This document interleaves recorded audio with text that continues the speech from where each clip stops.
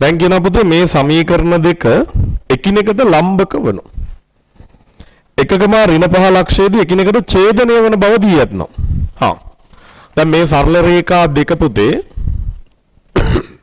එකිනෙකට ලම්බකයිලු.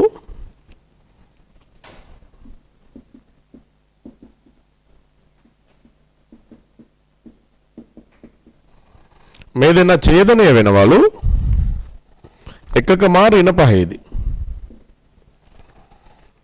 ABC අගයන් සොයන්න. දැන් එන ලම්බක රේඛා දෙක අනුක්‍රමන වල ගුණිතය මොකද වෙන්නේ? ඍණ 1යි.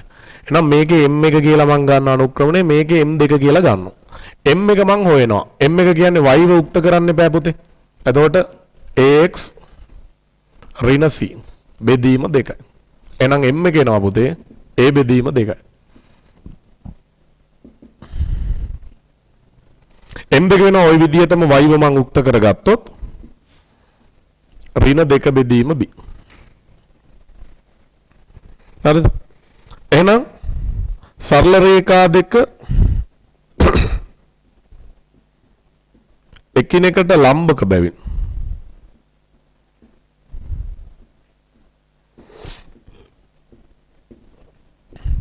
M1 ගුණ කිරීම M2 ඍණ 1ක් වේ. එහෙනම් මට එනවා මෙතන A බෙදීම 2 ගුණ කිරීම ඍණ 2 බෙදීම b සමානයි ඍණ 1යි. A සමානයි b. පළවෙනි සම්බන්ධය. ඊට පස්සේ මට ගන්න පුළුවන්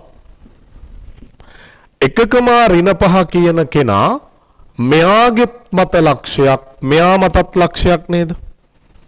එකකම ඍණ 5 AX ඍණ 2y ඍණ c සමානයි බිඳුව හා 2x ධන by ධන c සමානයි බිඳුව මත ලක්ෂයක් බැවින්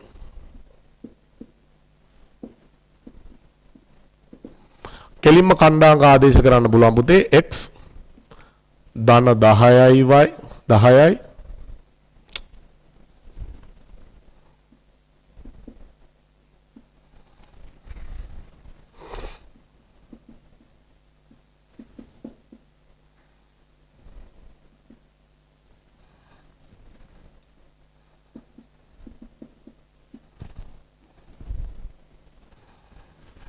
මෙතනත් ආදේශ කරන්න පුතේ දෙවරක් එක 2යි ඍණ 5 වරක් b ඍණ 5යි b 5යි b කියන එක ඒ විදිහටම දාගන්න.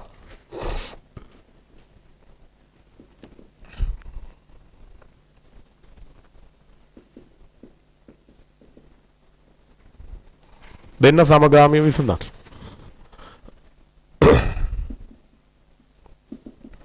දෙකයි තුන එකතු කරන්න. එතකොට c ට c කැපිලා යනවා 4යි a සමානයි 12යි.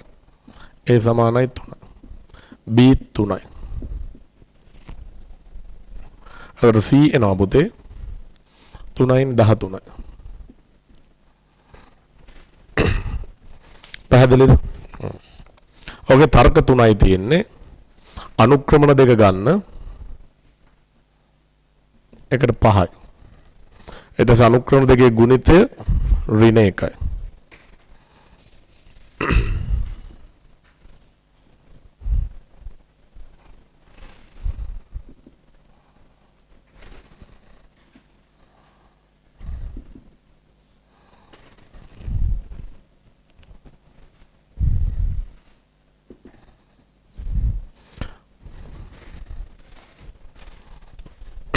මේකෙදි එක උත්තරයක් හරි වැරදුනොත් ඔය පහ නැහැ.